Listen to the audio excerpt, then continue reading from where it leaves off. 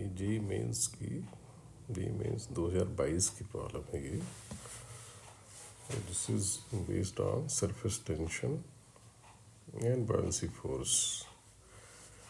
It is simple but slightly special problem. यहाँ surface tension का force कैसे use करते हैं उस पर बेस्ड प्रॉब्लम है ये.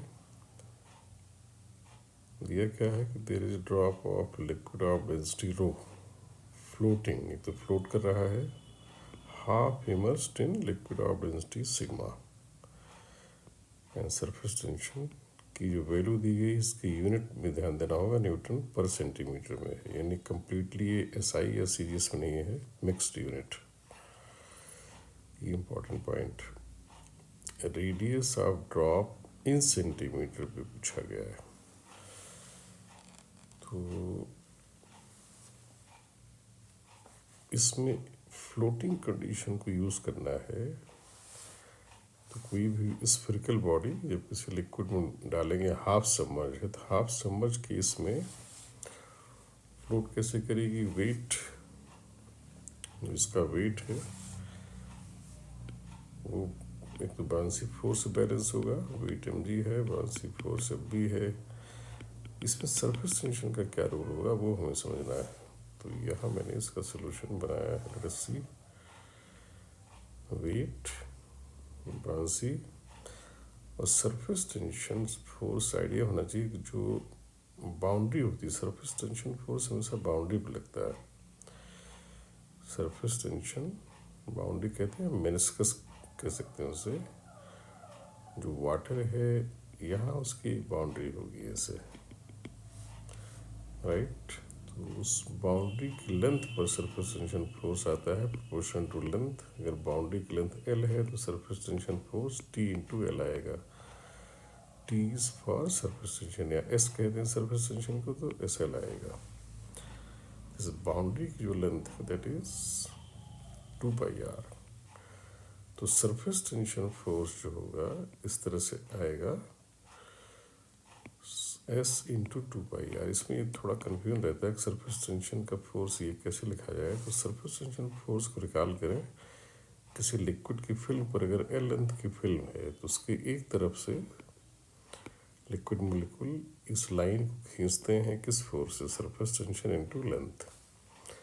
तो सरफेस टेंशन की वजह जो फोर्स होता है that is proportional to length of that film और लाइन इंटू सरफेस टेंशन. तो mg डाउनवर्ड आएगा, buoyancy फोर्स ऊपर आएगा, सरफेस टेंशन ऊपर आएगा. इसी सरफेस टेंशन की वजह से इस पर एक अपवर्ड एक्स्ट्रा फोर्स मिलेगा, वो मिस हो सकता है. That we have to take care. तो ये buoyancy और सरफेस टेंशन दोनों एडअप होकर वेट को बैलेंस करेंगे.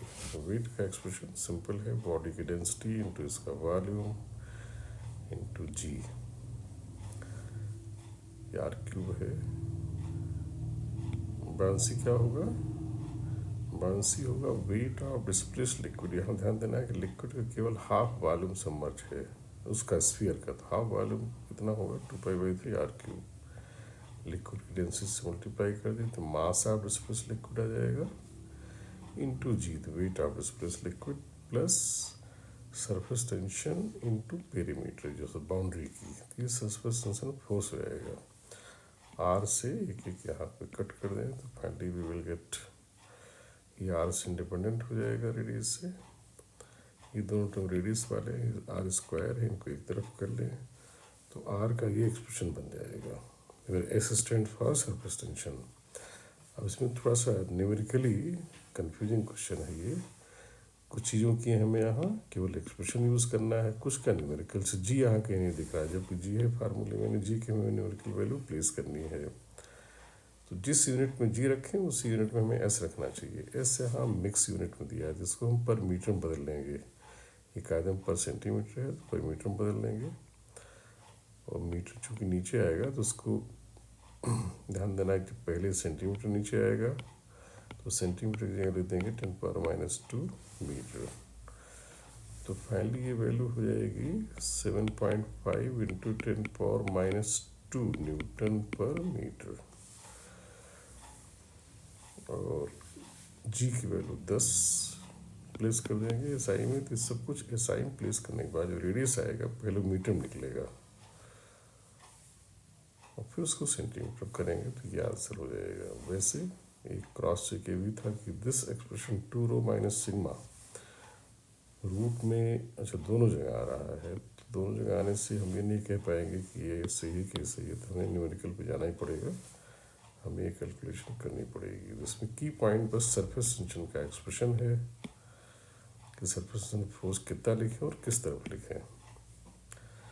सरफेस टेंशन इस तरह से जो बॉडीज होती हैं उन पर ऊपर लगता है जैसे मॉस्किटोज लिक्विड की सरफेस पर कई बार बैठते हैं, डूबते नहीं, तो वहाँ भी उनका जो वेट है वो सरफेस टेंशन से बैलेंस होता है।